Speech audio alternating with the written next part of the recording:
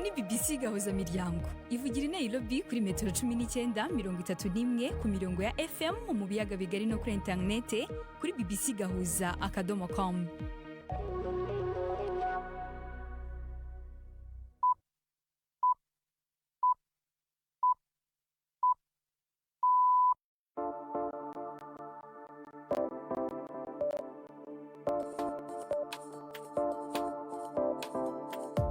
Ni saa moya n'igice z'ijoro i Nairobi, ni saa 12 n'igice z'umugoroba mu Burundi no mu Rwanda. Muri kumwe na Latifa Mutesi.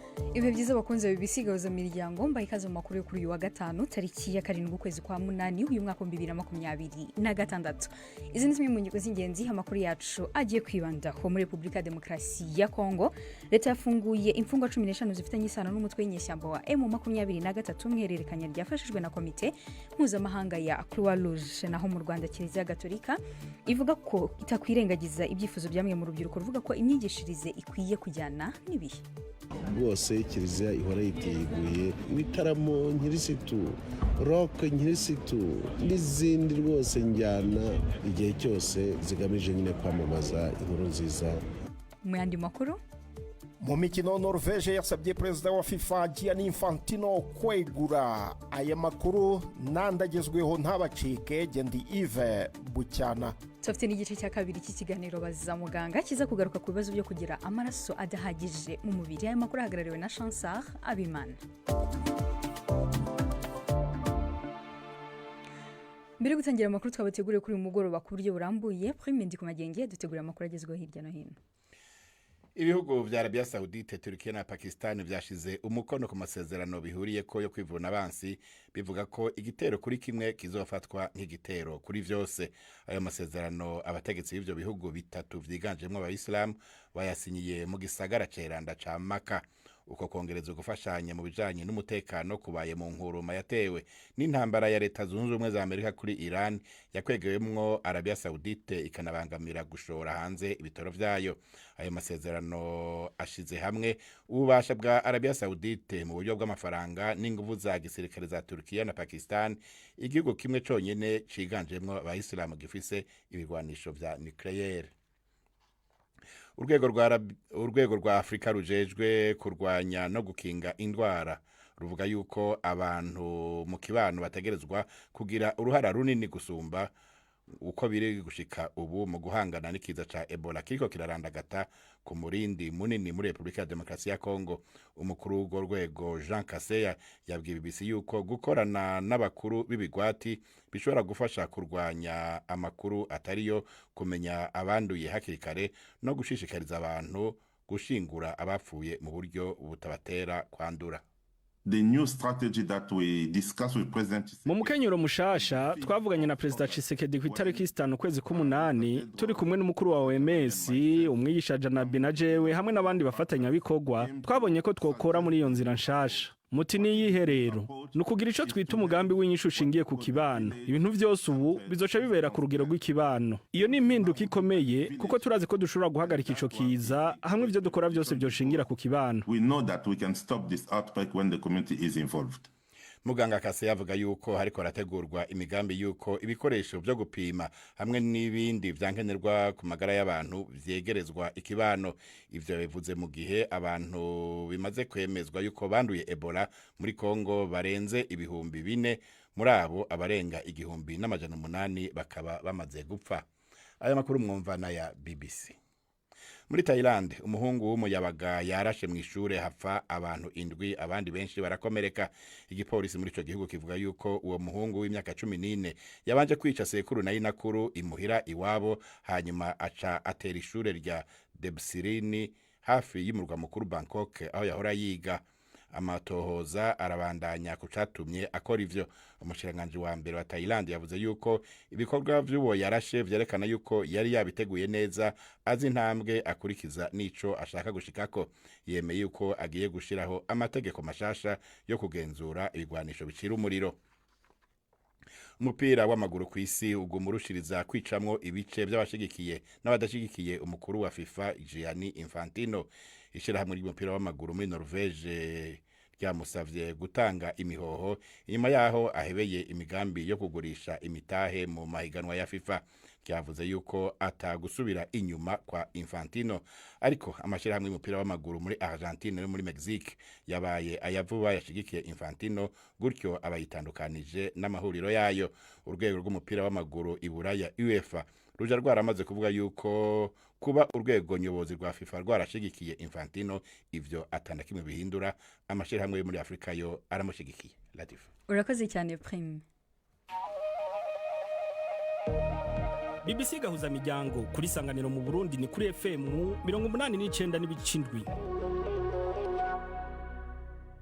Dutangiye n'amakuru twabateguriye kuri uyu mugoroba. Ku buryo burambuye, Leta ya Repubulika ya Demokarasi ya Kongo yafunguye imfungwa 15 zifitanye isano n'umutwe w'inyeshyamba wa M23 mwiririkanya ryafashijwe na Komite Mpuzamahanga ya Croix Rouge. Urukurikirane rw'imodoka rwavuye i Beni ku mugoroba wo kwa kane runyura muri Uganda mbere yuko rugera muri Rucuru mu gitondo cyo kuri uyu wa gatanu.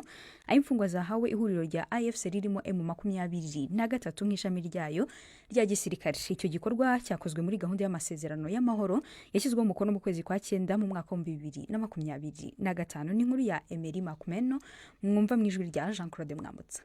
Ni igikorwa kibonwa nk'intambwe ikomeye mu kubaka ikizere mu nzira yo guhosha ubushyamirane mu burasirazuba bwa Repubulika ya Demokarasi ya Kongo. Komite Mpuzamahanga Croix Rouge nk'umuhuza udafite uruhanda bugamiyeho yavuze ko irekurwa ry'izi mfungwa ryakozwe hubahirizwa ingamba zikomeye zo kwirinda indwara zirimo na Ebola. CSR ivuga ko ifite ikizere ko iki gikorwa kizongera guhuza imiryango no gucira inzira ibindi bikorwa byo guhererekanya imfungwa. Gikurikiye intambwe zatewe mbere mu kwezi kwa gatanu mu mwaka ushize ubwo abasirikari ba leta barekurwaga na AFC M23 mu rwego rw'iyi gahunda yemerejwe i Doha muri Qatar. Iri hererekanya ryo kuwa kane ni intambwe ya mbere ifatika itewe mu iyubahirizwa ry'ibyo impande zombi ziyemeje muri iyi gahunda ya Doha. Ikaba inarimo kwemera ko abakozi b'ubutabazi bagera ahari ababukeneye ndetse n'igenzurwa ry'agahenge mu karere kamaze imyaka mu ntambara. Iri rekurwa ry'imfungwa ribaye intambwe itewe muri gahunda y'amahoro ikijegajega. Dukomereje mu Rwanda, Kiliziya Gatolika muri iki gihugu ivuga ko ikurikirira hafi imihindagurikire y'isi, bityo ko n'imyigishirize yayo igomba kwita kuri izi mpinduka. Musenyeri Balthazar Ntivuguruzwa Diocese ya Kabgayi avuga ko Kiliziya takwirengagiza ibyifuzo bya rumwe mu rubyiruko ruvuga ko imyigishirize ikwiye gutekereza ku rurimi urubyiruko rwumva. Ibi abivuze mu gihe Kiliziya Gatolika inengwa na bamwe ko itsimbarara cyane ku myigishirize ya kera ntiyite ku bihinduka mu isi. Mu kiganiro yagiranye na mugenzi wacu Jean Claude Mwambutsa amusanze mu nama mpuzamahanga y'itangazamakuru Gatolika iri kubera i Kigali, Musenyeri Ntivuguruzwa yavuze ko ibi bisabwa n'urubyiruko. Birebye amateka ya Kiliziya y'ejo hashize ntabwo ari kizayo munsi. Ndavuga mu buryo bw'imibereho, mu buryo bwo gutangaza inkuru nziza. Birumvikana Kiliziya ihamagariwe kugira n'imvugo urubyiruko rwumva neza, ariko igomba no kugira imvugo n'abakuze bumva. Kiliziya ireba bose, abakuru n'abatoya, abize n'abatarize. Urubyiruko rw'iki gihe rwose ubona rubangukiwe n'icyo ubwenge buhangano burimo guha abatuye isi ubu ngubu. Twabigenza dute kugira ngo izo digital tools nazo zibe imiyoboro ivanjiri ya Yezu Kristo, inkuru nziza ya Yezu Kristo yamamarizwamo. Tugomba rero gufatanya koko n'urubyiruko mu mvugo bumva, ariko bajye banamenya yuko hari n'abandi nabo batari urubyiruko bakeneye kumva iyo nkuru nziza. Birumvikana Kiliziya ikaba ifite rero n'inshingano zo guhuza rwa ruhererekane rw'inyigisho zayo, ariko uruhererekane rugomba kunyura no mu bihe uko bigenda bisimburana. Mu minsi ishize nyakubahwa Karidinali yakiriye urubyiruko bati twifuza no kubyina bigashyuha tubyinira Imana. Birashoboka muri urwo rwego ko urwo rubyiruko rushaka kubyina kuririmba nk'uko rukabishobora? Yego rwose, ntabwo byaba ari nk'igitangaza, ntabwo byabibaye bwa mbere. Hirya no hino ku isi hari za bande, hari za orchestre, hari za groupe z'urubyiruko rukoresha n'injyana zinyuranye mu ndirimbo ku buryo uburyo bazikoresha n'izo njyana mu kugira ngo rwose bamamaze ukwemera kwabo kandi bagusangire na bagenzi babo. Bose kiliziya ihora yiteguye ibitaramo nkirisitu, rock nkirisitu n'izindi rwose njyana z'umuziki w'iki gihe rwose zifite icyicaro mu mutima wa kiliziya igihe cyose zigamije nyine kwamamaza inkuru nziza no gufasha abantu kubera Kristo abahamya. Muri iki gihe gikomeye itumanaho ryateye imbere ry'igihe cy'imbuga nkoranyambaga, hari byinshi bigenda bihinduka, hari amakuru agenda atanga uko atari. Biraboroheye kwigisha nk'uko mwigishaga muri cya gihe cya mbere izi mbuga zitarabaho? Ntabwo biba byoroshye. Ibi ngibi byitwa fake news, abantu bakurikirana byacitse, abantu bavuga amakuru atariyo, abashyira imbere itangazamakuru ritandukanya abantu cyangwa itangazamakuru ryishyira imbere gusa, umuntu washaka kwishyira imbere kugira ngo murebe bamwumve. Ni ikibazo gikomeye na kiliziya rero igenda ihura nacyo. Nino nama rero turimo ni imwe mu ruhando rurimo kudufasha nyine kureba ibyo bibazo bigenda bivuka kubera iryo terambere ry'ikoranabuhanga, haba nyine mu itumanaho, no kureba ukuntu muri urwo rusobekerane rw'ibibazo ariko n'amahirwe iryo koranabuhanga ritugezaho, agaciro ka muntu kadahungabana, inyungu rusange zidahungabana, amahoro adahungabana, no kubana nk'abavandimwe bagize umuryango w'Imana ku isi yose nabyo bidahungabana. Ubu yari Musenyeri Balthazar Ntivuguruzwa wa Diyosezi ya Kabgayi wegeranye ikiganiro na mugenzi wacu Jean Claude Mwambutsa. Dusubiye muri Repubulika ya Demokarasi ya Kongo, leta y'iki gihugu yafashe icyemezo cyo guhagarika kohereza mu mahanga amabuye y'umuringa na cobalt ataratunganywa. Intego y'iki cyemezo ni uguteza imbere inganda zitunganya ayo mabuye imbere mu gihugu kugira ngo igihugu cyongere agaciro ku mutungo kamere wacyo mbere yo kuwugurisha ku isoko mpuzamahanga. Itegeko ryashyizweho ahagaragara na Minisiteri y'Ubucukuzi bw'amabuye y'agaciro rivuga ko mu bihe bimwe na bimwe ibigo bishobora guhabwa uruhushya umwaka umwe rwo gukomeza kohereza ayo mabuye mu mahanga. Icyakora iryo tegeko ntiryasobanuye neza ibizashingirwaho kugira ngo urwo ruhushya rutangwe. N'inkuru ya Richard Kagowe mu ijwi rya Chansar Abimana. Repubulika ya Demokarasi ya Kongo yatangaje ko igiye gukomeza ingingo zigenga igisata c'ubutare, isaba ko igice kinini c'amabuye y'agaciro gitunganirizwa muri ico gihugu. Itegeko ribuza kurungika hanze amabuye y'umujumpu bita cuivre na cobalt ryaratanguye gukurikizwa.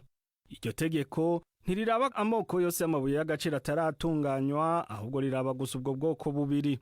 Iryo tegeko rishobora kugira ingaruka ku mashirahamwe akomeye akora ubucukuzi bw'amabuye y'agaciro muri Kongo, harimwo ayo mu Bushinwa, muri Canada no mu Busuwise.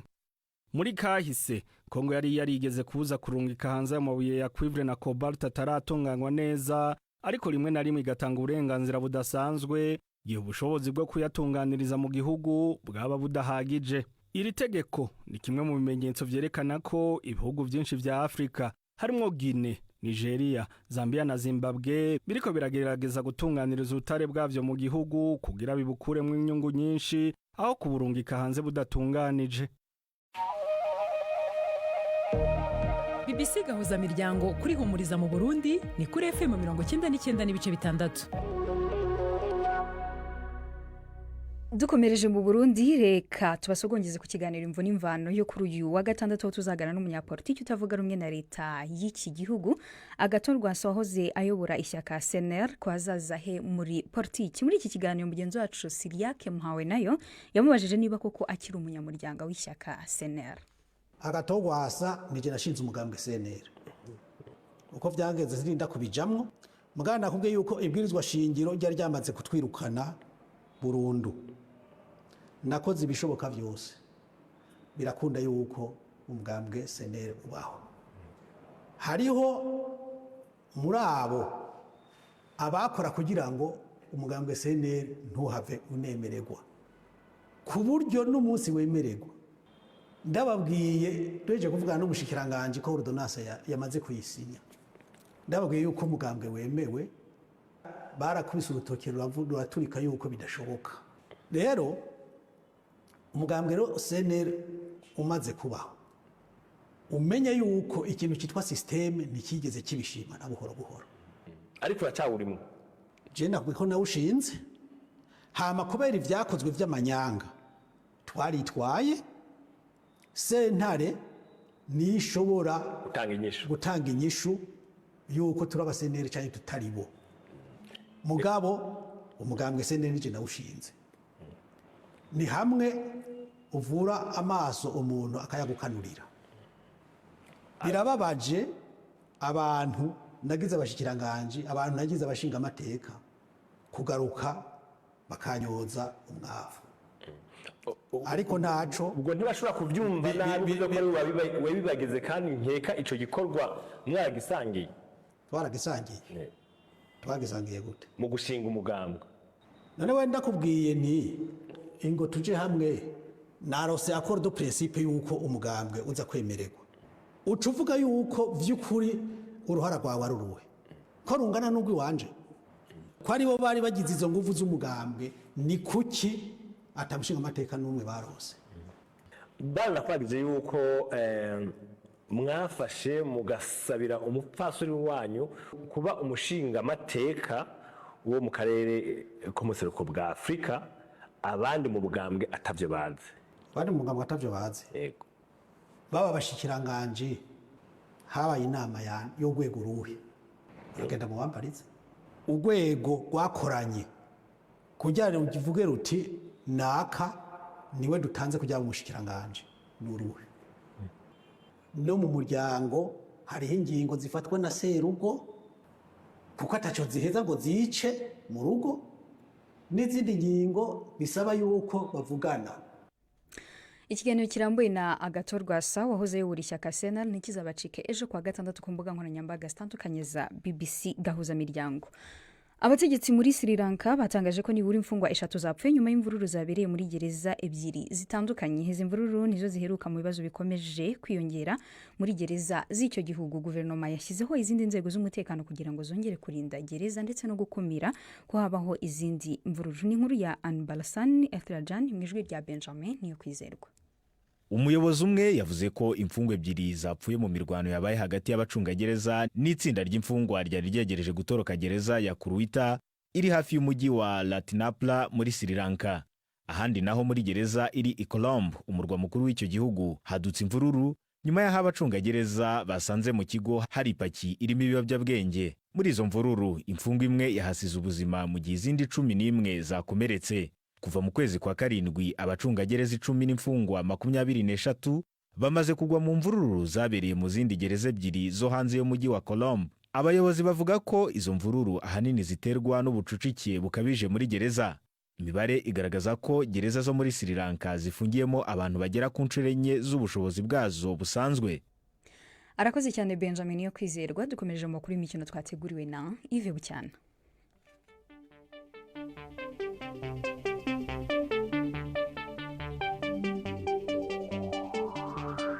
Imikino kuri BBC gahuza miryango. Tabashuje mwese bakunzi b'imikino kuri BBC. Mpere mu Rwanda kuri ubu rurambikanye hagati ya Rayon Sport abakunzi bayo bayita Gikundiro cyangwa se Murera n'ikipe ya Gor Mahia yo mu gihugu cya Kenya ku kibuga cy'amahoro i Kigali. No mukino wa nyuma final w'igikombe cya Sekafa cyitiriwe Perezida Kagame. Uyu ni umukino wa nyuma w'amateka ku makipe yombi. Rayon Sport yaherukaga kugera ku mukino wa nyuma no kwegukana iki gikombe cya Sekafa mu mwaka wa 1998 cyari kitaritirirwa Perezida Kagame hari muri Zanzibar. Ni mu gihe Gor Mahia yo yaherukaga gukora ku gikombe nk'iki mu myaka 41 ishize mu mwaka wa 1985. Uwegukana igikombe cya Kagame aratwara ibihumbi 30 by'amadolari, ikipe ya kabiri itwara ibihumbi 20 naho iya gatatu ihabwe ibihumbi 10 by'amadolari. Aya madolari ibihumbi 10 arahabwa ikipe ya Al Hilal Omdurman yo muri Sudani imaze gutsinda Jamus yo mu gihugu cya Sudani y'Epfo ibitego 2-1.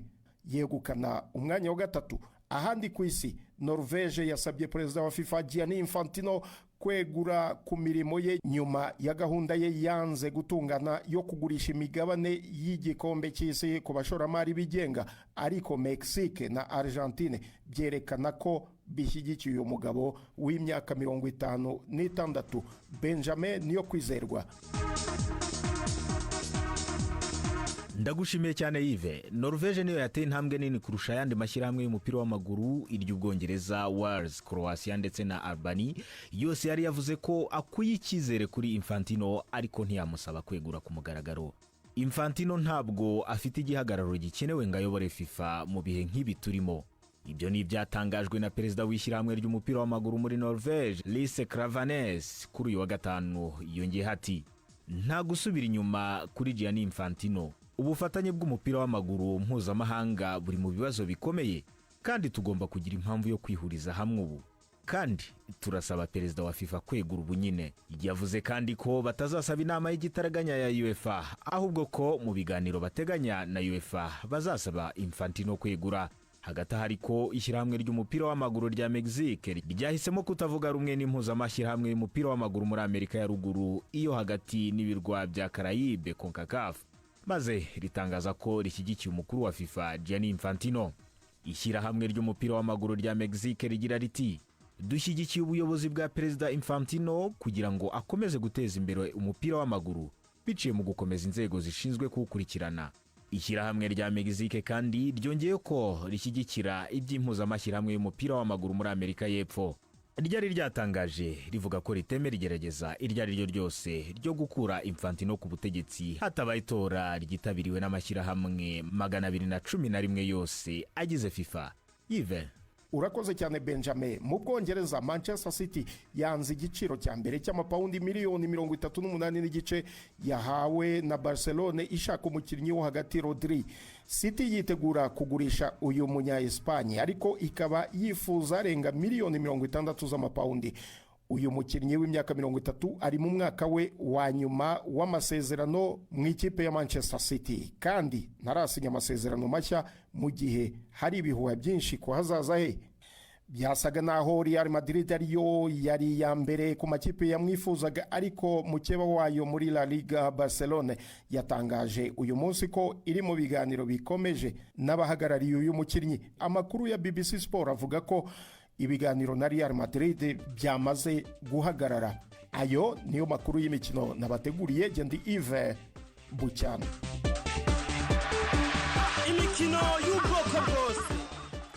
Arakoze mugenzi wacu Yves Bucyana. Twababwira ko kandi mu mukino uri guhuza ikipe ya Rayon Sport ndetse na AS Gor Mahia, ikipe ya Rayon Sport imaze gutsinda igitego kimwe ku busa mu gice cya mbere cy'uyu mukino. Ubu twitwa saa 12:52 mu Rwanda no mu Burundi. Mu kiganiro baza muganga twabateguriye kuri uyu mugoroba, tugiye kubagezaho igice cya kabiri cy'ikiganiro kijyanye n'ibibazo byo kugira amaraso make mu mubiri.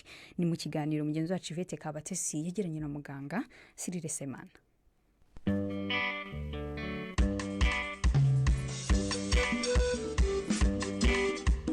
Mwiriweho neza. Kugira amaraso make cyangwa adahagije mu mubiri ngo bishobora gutuma umuntu agaragaza ibimenyetso bimwe na bimwe.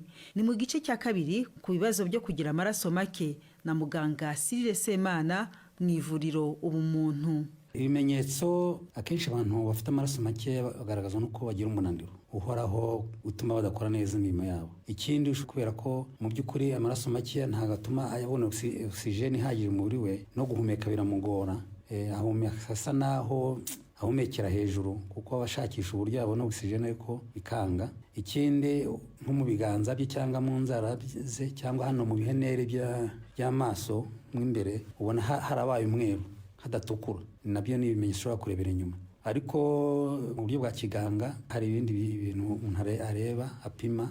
Icyambere n'umutima w'umuntu ushobora gutera cyane, ushakisha uburyo wohereza amaraso mbese kugira ngo oxygene bise naho yaboneka mu buryo bushoboka.